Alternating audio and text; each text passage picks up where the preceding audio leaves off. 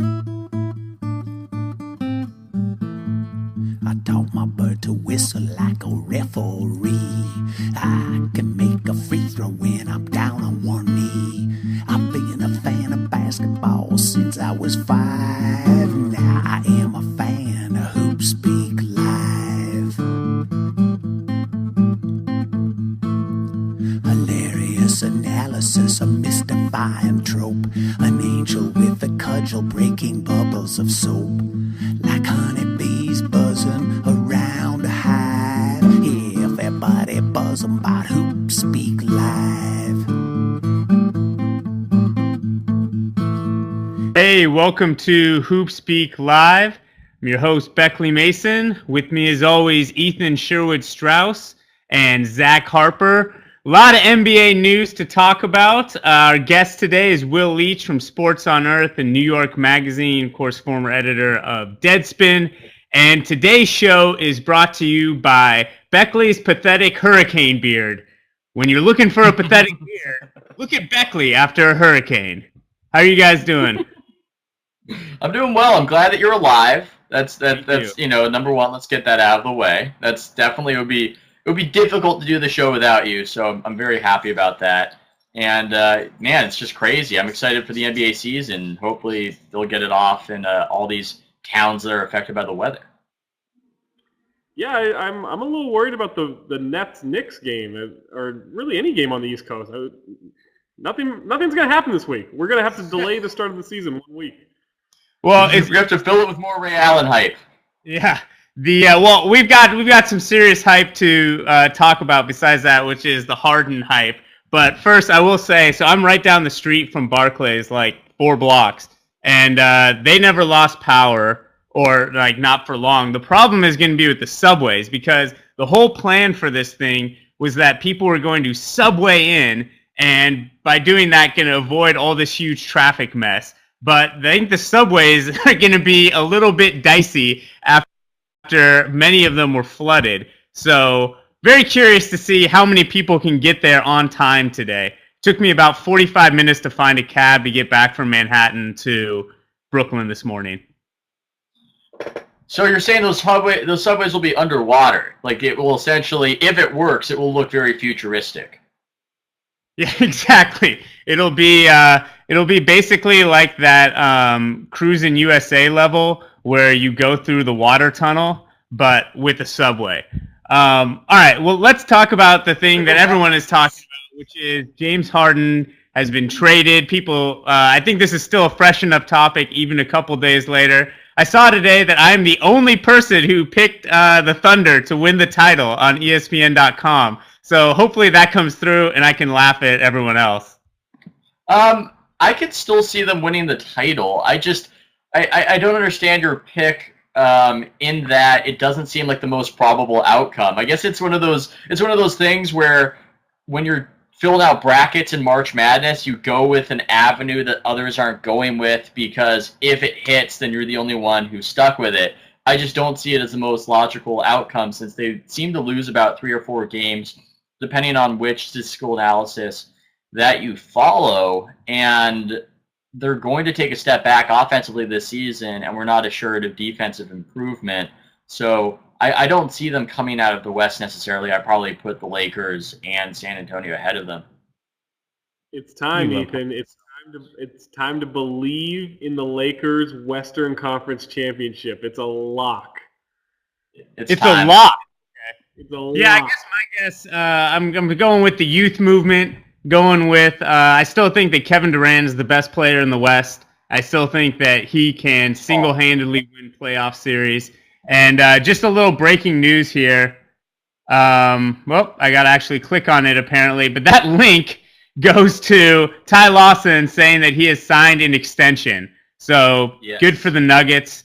They wanted to lock him up. They're a really interesting team. I don't want to talk about the Nuggets again. Let's go back to this. But the one interesting thing about them is that it's very rare for there to be a good... Oh, there it is.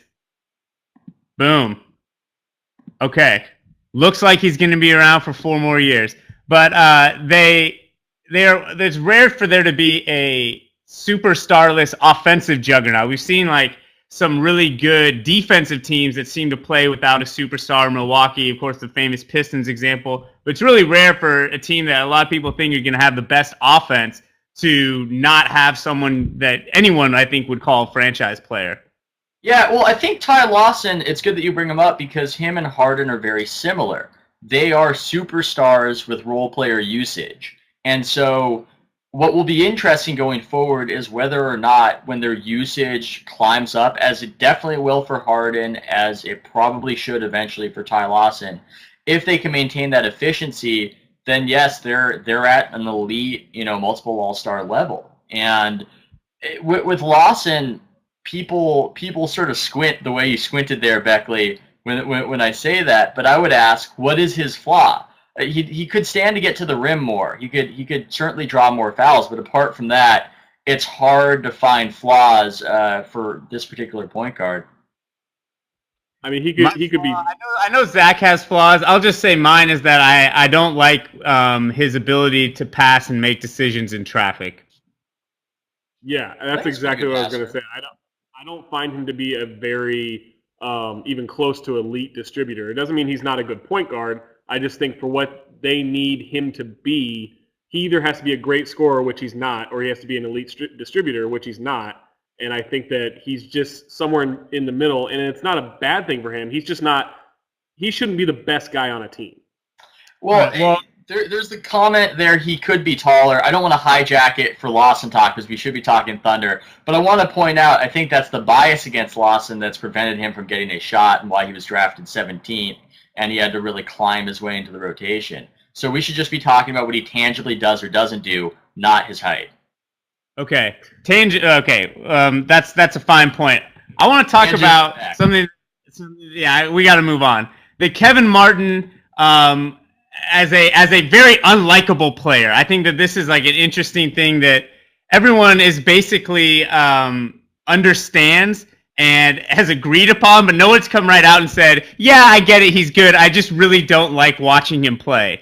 Whereas Harden had this certain charm and, of course, the beard that people really glammed onto. Do you think that Harden is going to be seen as more cynical the way that Martin was with the way he drew fouls and such, and that Martin is now going to have a little perception makeover in Oklahoma City where he's just going to be canning open threes?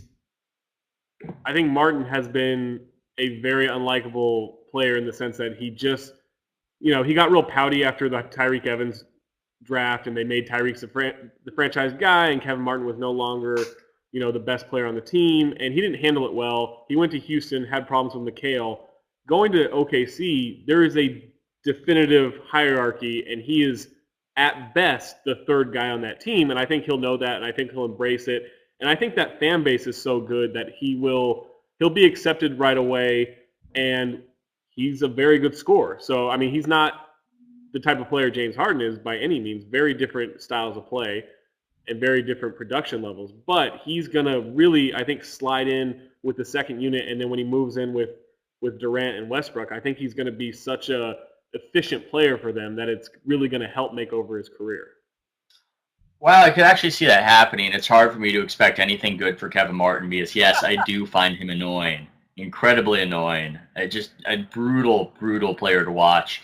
The worst one since Derek Fisher. But I just want to know, how do you guys feel about this deal? Because my take on it is that there would be more criticism of it if Presti's name weren't attached, that there's a certain amount of reverence for what Presti is doing and what he's done. And it is, in some way, it is earned because they've had magnificent success over a few years. But in other ways, it's not like this is the Yankees or the legacy of so many championships. I think it's fair to look at this and go, look, I don't know if Jeremy Lamb's going to be good, and I don't think the Raptors are going to be bad enough to give over a really high draft pick. It doesn't seem to be an incredible haul for a 23-year-old all-star level talent.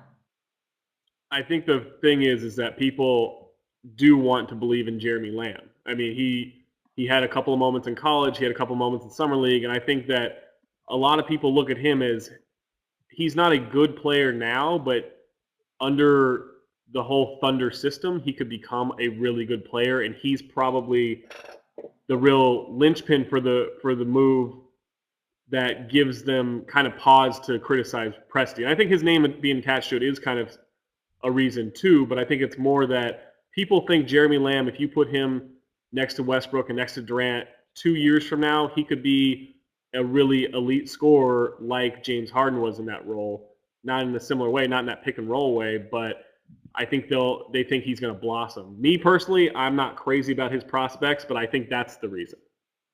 Yeah, we do want to get to Will Leach, and audience, get your questions in for Will and also for us afterwards. We're just going to be talking all Harden, all everything. First, my little point on this, I think that people give Presti a pass because there's a sense that, little OKC, maybe they just couldn't pay for it.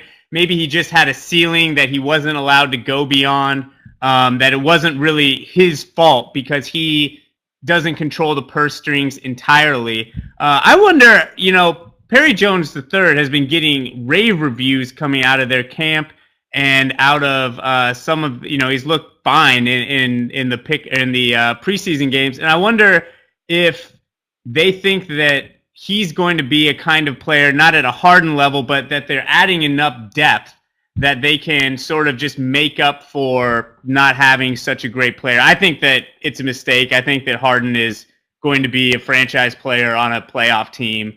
But, I think the money avenue is what really lets Presti off the hook. Yeah, I would agree with that, and that's a really funny... So that comment. Anthony Randolph of college. I think with Perry Jones and Lamb, it's just I'm not opposed to the idea of them being useful later on, but I would like to see it demonstrated because at least in the case of Perry Jones, he would be a statistical aberration if he came into the pro level and actually helped teams. And I could see it happening. It would surprise me. All right. Well, much more on this, but first, let's bring in from Sports on Earth and New York Magazine, Will Leach. Oh, hey, hello. How's it going, guys? There he is. Oh, looking sharp in the sport. Wow. Yeah. This is actually my rain outfit. So actually, it's fortunate that a lot of people didn't realize when I worked at Gawker Media that actually all bloggers were required to wear ties at all times. So this is actually kind of casual Friday for me. Sounds Well, awesome. yeah, that's good hurricane weather outfit exactly. there. All right, you got to observe a lot of Knicks practices and watch Mike Woodson, and you came away pretty impressed. Is that a fair assessment? Yeah, allotting for the inevitable. This is a magazine feature, and to draw some sort of contrast to have a narrative, you have to have a little. But yeah, I would certainly. I think that for what the Knicks are trying to do, you can argue whether they should be trying to do that. But what they're trying to do, I think he's the right guy for it. I think that I certainly think that there's a ceiling. I think we can all agree there's a ceiling on what they're trying to do, even if they don't necessarily see it. But certainly with their plan, I think Woodson makes a lot of sense. I don't think the idea of Mike D'Antoni coaching this team is really sad for everyone involved. I think he would probably never stop crying. Yeah, I think Woodson's a really interesting NBA character, and though I like kind of the way you portrayed him as he's interesting because he's boring.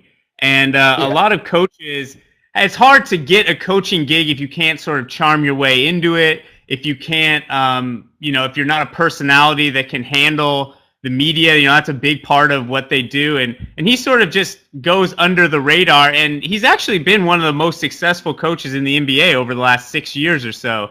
And I think that he is, of the guys that they can get, he seems like the right mix of isn't going to be skewered by the media because he can handle all that. And can deal with, high-profile players without pissing them off. I thought the exchange with Shumpert was especially interesting.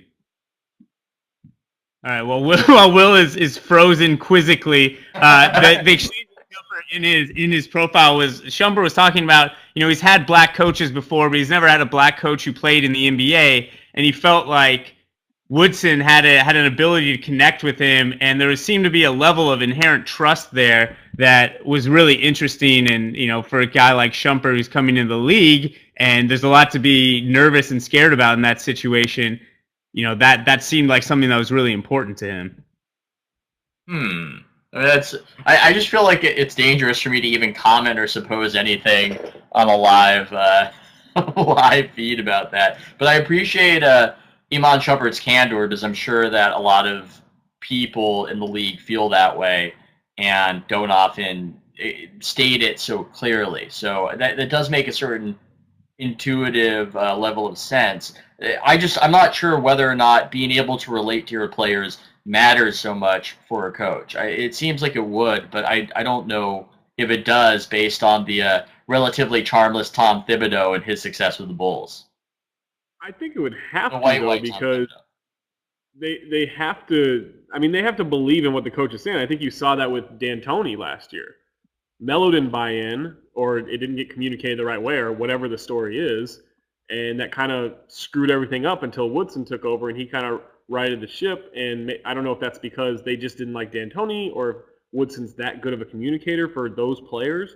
But to be able to relate, to your players has to matter pretty significantly. I also think Woodson isn't a threatening character in terms of I mean, he's not, he's not going to kill you in the media, or he's not going to, the media's not going to like be everyone trying to take his side like they did for D'Antoni sometimes. That he's going to play a style of basketball that you're comfortable with, that he's going to, really ask you to do defensive things and sort of let you play your game offensively. And to me, I think that's also, he gives the players a certain see, I would disagree with what Zach just said. Any man who shaves his eyebrows can't be threatening. I would argue that is a sign that the threat level has been raised to Nick Orange when you see the eyebrows gone. Hold on. I had a freshman football coach in high school who shaved his eyebrows and was like, I don't know, 4'11", and the guy was just a prick. He was a real prick to everybody, and nobody respected him. Nobody thought he was threatening. No one really listened to him because he shaved his eyebrows. It was always this unspoken thing of, what the hell is this guy doing? Why are his eyebrows gone? And you could see like razor burn on his eyebrow slots, and it just completely turned everybody away from him. I totally know how Zach's mind is working here. He's trying to trick himself into thinking that his large eyebrows, that we both have large eyebrows, have some sort of immense cachet, and that this man was a failure in life because he lacked the eyebrows. And I think that's what's happening. But I'm going to go... I didn't want to talk about race necessarily live, but I'm going to come back to that. And I'm wondering, you mentioned that the media is not going to take Woodson's side. And in my experience and talking to other writers, fans and media are less respectful towards black coaches. And it's been a long road to get more black coaches in the league, because owners tend to hire white former players who are American. And so what I'm wondering is maybe that dynamic is more comfortable to a player because the coach is vested with less reverence. That's a word we're using a lot, perhaps in part due to race. Yeah, I think that the black coach is similar to the black quarterback thing. Like, it's all good as long as you're winning, but then as soon as you're not winning, it's like there's just no leeway. I think that you have seen that. Okay, we are going to try to bring back Will. It looks like he is ready to go. So let me just click this on. Okay. Oh, I accidentally put him off screen. Okay, there we go. Sorry, guys. All right, he's back. He's back. Yes, for I'm sure like 5 minutes until that happens again. I'm sorry, I'm blaming Sandy. If we're lucky. Okay, well, while you were okay, sorry. So Beckley, your question was awesome from what I heard, which is about 2 seconds. All right. Well, what we were just talking about was the that exchange that you had with Shumpert, where he's talking about being coached by a black player who played in the league for a number of years. And we were talking about just kind of black coaches in the media. And do you have any thoughts on this? We'll just open it up to you. Sure. Can you hear us all right? Can't hear your question. God damn it. All right. All right, we'll try it one more time. One more. Yeah, can you hear us? I have to say, Beckley, you have the weirdest way of talking I've ever heard anybody talk. You're just like, why are you hosting a show? All right, well, maybe we'll try someone else ask the question. Okay, Ethan, you want to? And I'll answer. Okay, well, I think to translate Beckley as alien robot speak, he just was very interested in how Shumpert talked about how he was more comfortable because Woodson was a former player who was black, and he just wanted to know, as a launching pad, whether or not you had any thoughts on that and the role race might play in the coach-player dynamics.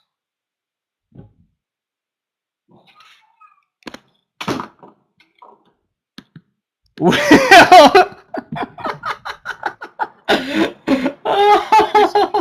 let Will, twist in the wind while we're doing this the whole time.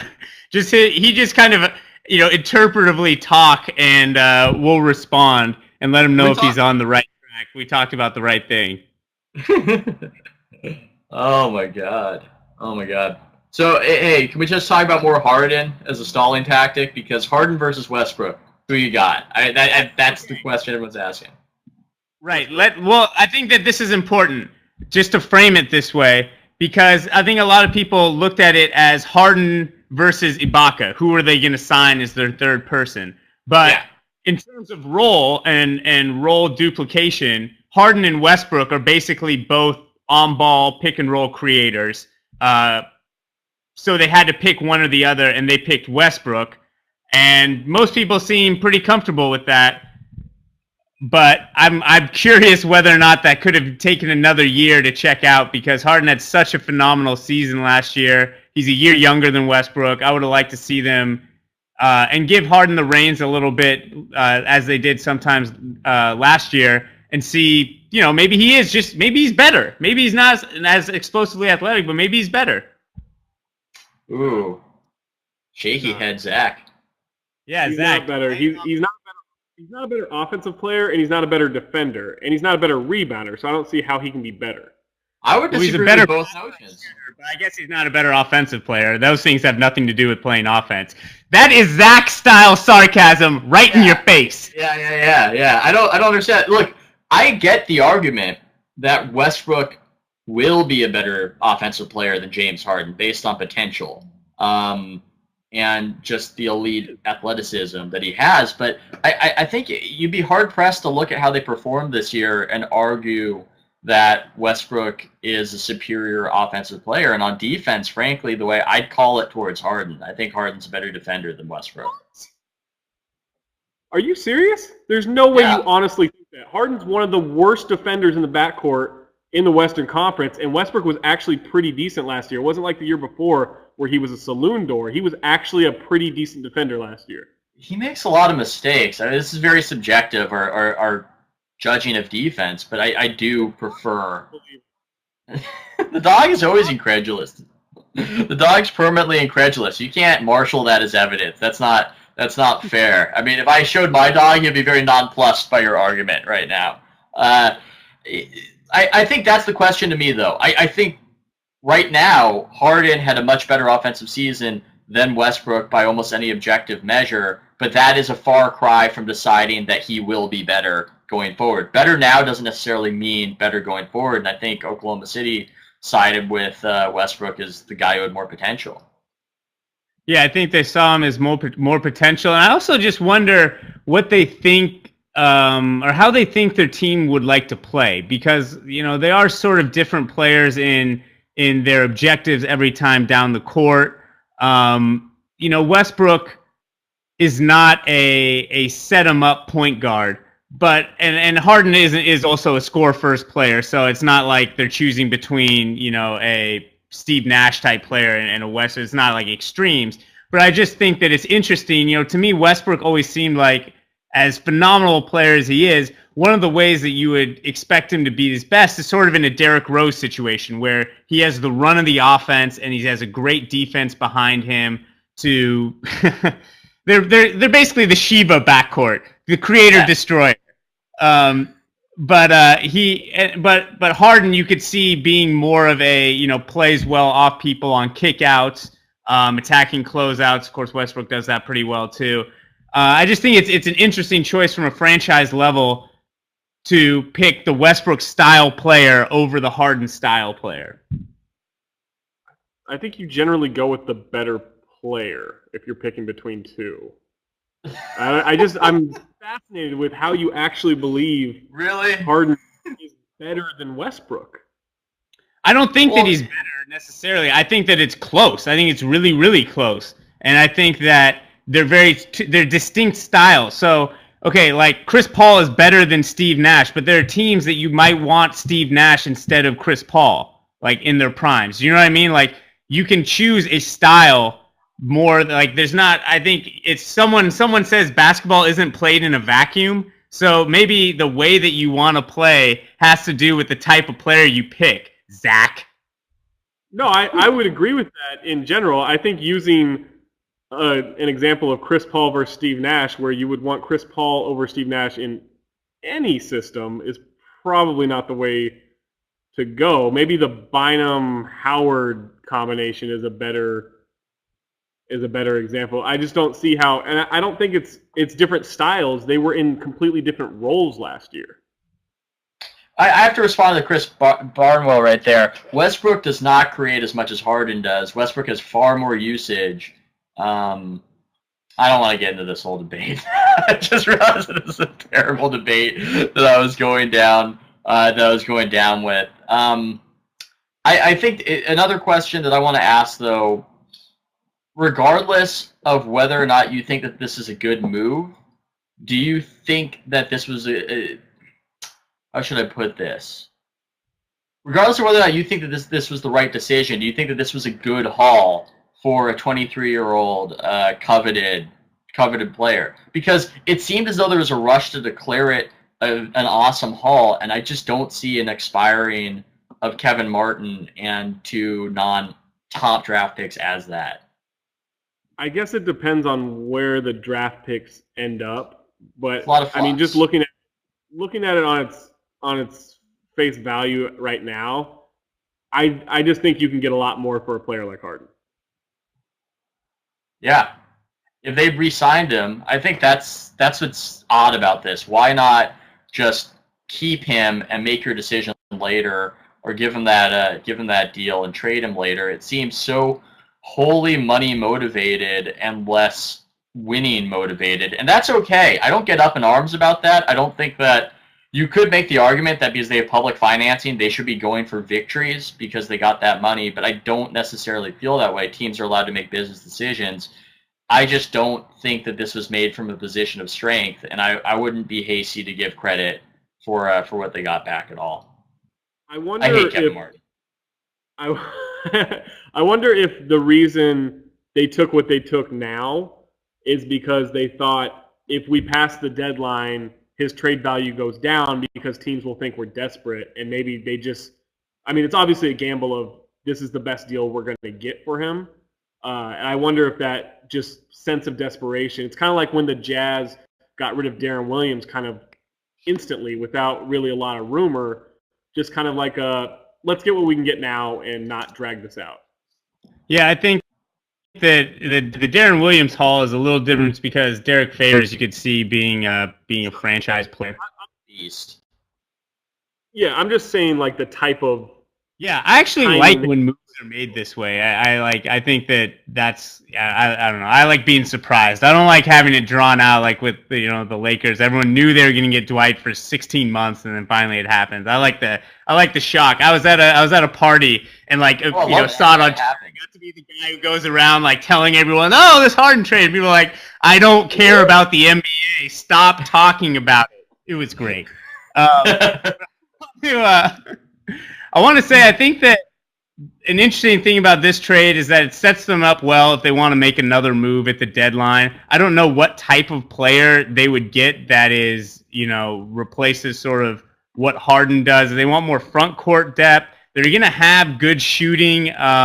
Maybe they want to pick up another shooter, but Kevin Martin's probably going to be their best spot-up shooter, I guess, besides, he and Durant in there. I don't know what they would make a move for, but I think they're going to have the ability to do that if they want to. You know, flexibility was the big takeaway. This is good production from me right here, but do we want to take a few audience questions? It's good planning. Something. There's a producer chat, and in that space, no one else. Oh, I was about to go to the producer chat. I was about to do it, but you wrapped up sooner than I thought. And I was just staring at these questions like a dope. And I like some of them. I just wanna bring one onto the air right now because bring it on. There we go. Zach, can you explain why you picked the Celtics to win today? Seems most people have the Heat.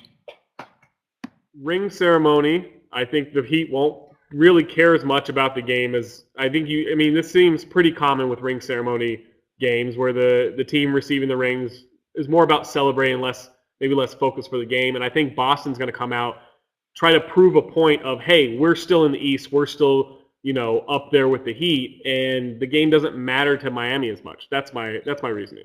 I think it's a good pick by you because you know why? Like, why not? You're choosing one NBA game. Like, why not choose one team to, why not choose the Celtics to win? What's going to happen? You're going to be tortured if it doesn't pan out? I don't understand why people get so up in arms about prediction. And like we've talked about, people get so angry over power rankings, and it just doesn't make sense to me. It's just prediction. What's funny to me is that is the most thought I have ever put into a single game prediction. And usually I literally, just whatever team pops into my head first is what I pick. And then people are like, oh my God, why did you pick that? I don't know. Just happened. Drunk, Yeah, I don't know why you keep picking the Vikings, but they look good, I guess. Little cross-sport joke there, fellas. All right. Hello. We're going to do one more question, then we're going to hop to Dagger Smash Noted. This is a good Harden one from Chris Barnwall. Not Barnwell, Barnwall. Who's corrected me last time. Is it possible Harden just stays where he is in Houston production-wise, I assume? No drop in production, but no increase as well. I think that this is basically literally impossible because his usage is going to go up so much. And I think that you're going to see his efficiency drop a little and his production go up, typical kind of Kevin Love effect stuff. And I think that you're going to see the opposite for Kevin Martin. You're going to see his production go down from 2010, 2011, and you're going to see him be extremely efficient. What was that little shot at Kevin Love? What was that? Wait, where are you the Kevin Love fan club? When he started shooting more, he became a 44% shooter. That's what it was. You like to have it both ways, Harper. You were very down on Kevin Love for a while. Now people have kind of forgotten that. Never down on Kevin Love. Are you out of your mind? 3 years ago, I called him the best rebounder in the league with people yelling at me, have you never heard of Dwight Howard? Now who's laughing? Deny. Classic Harper. Denies the past even happened. I just don't get why Ethan thinks that the Heat can't even make the finals. Yeah, I don't know. It's just crazy. I just love the Hawks, Yep. Okay. Let's go to Dagger Smash Noted. Woo! As you can see, Peepin' James, and this is art by Anthony Bain. Okay. Does anyone have a dagger, or do you guys want me to lead off? I can do it. Go ahead. All right, Zach, hit us. All right. Civil rights activists in Minneapolis have come out and said that it's probably the reason that the Wolves are so white now as a team is they're trying to sell more tickets to a white fan base, which is one of the dumbest things I have ever heard. As the team has gotten whiter, they've actually gotten better, like they're winning more, and that's the reason for attendance. Like they improved from 78% attendance 2 years ago to 90%. It wasn't because they got white, it was because they got good. And that's why the tickets went up. I get that these guys are really desperate for attention and they need to get their name in the paper, and this does it, and this gets them out in front of a rally. But it's one of the stupider things. If you say something so stupid that I actually side with David Kahn, that's how you know you've done a dumb thing. They're not activists. They're just peddling racism to keep their jobs. Wow, that was strong. I will say... Strong sports take. I will say, well, I do believe that white fans might unconsciously better like white players, or in the case of Boston, very consciously and overtly. I think that maybe the Wolves have stumbled on a kind of money ball, because often in the draft, white players tend to get ignored and discounted a little bit. They get derided for lack of athleticism, and there are lower expectations. After they become successful, then we give them MVPs. But before that point, so maybe this is just Moneyball. They're seeing past the race of these players, and they're benefiting because of it. But I'm going to move on to my smash, and we brought it up a little bit with the power rankings. I want to establish a new rule for angry fans, because I did a power rankings that was over 4,000 words, and it was just nothing but vitriol and bile in response to it. So I want there to be a new rule. Fan, if you are angry about where your team is in the power rankings, and then later that team doesn't live up to expectations, you have to write me. You have to write a letter, a comment, something to acknowledge that you were wrong, because it's just not fair to take shots all the time and get mad at these predictions and, underrate your team, and then when it all blows up in your face, slink away. Own up, fans. Own up for your mistakes. One of the most enjoyable moments of the internet in the last month for me was looking through Ethan's comments on his power rankings yesterday. Just awesome. What was so great about it? It was a lot of reason and a lot of rational thinking to go against your irrational hatred for the Jazz or for the Sixers or for anybody that wasn't the Hawks. No, Ethan is the best. The best comments are ones that just end with like #clown. Like those are the ones I love the most. Like, blah blah blah. Beckley picks Indiana to be 4th in the East. What is this guy thinking? How does he have a job? Clown. I loved when people were mad at your Pacers spiel, and we were looking on the message boards. There was just somebody posted a picture of a cat looking bored. It said, "Oh, I'm sorry, I don't speak, moron." I just think you really nailed you there, Beckley. I mean, you just got done. From Indianapolis to understand me. Okay, my noted comes from page 4 of the Timberwolves preseason show. It's like deep in the video. A friend of mine sent it. It's a quote from Peck when they asked him about his favorite food, and he said, "It's meat. Different types of meat." Inaudible. I like meat. And that is Peck's dietary observations of the week.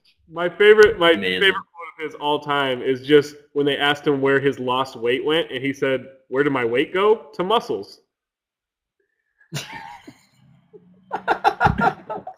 Okay, guys, we got to wrap it up here. Our guest on Thursday is the very prolific and funny Dan Devine from Ball Don't Lie. I won't be here. I will be on a flight to my cousin's wedding, where we will get real Irish drunk.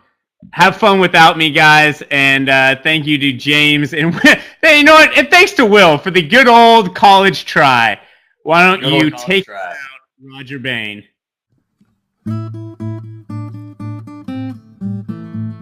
I taught my bird to whistle like a referee. I can make a free throw when I'm down on one knee. I've been a fan of basketball since I was 5. Now I am a fan of HoopSpeak Live. Hilarious analysis of mystifying trope. An angel with a cudgel breaking bubbles of soap. Like honeybees buzzing around a hive. Everybody buzzing about hoop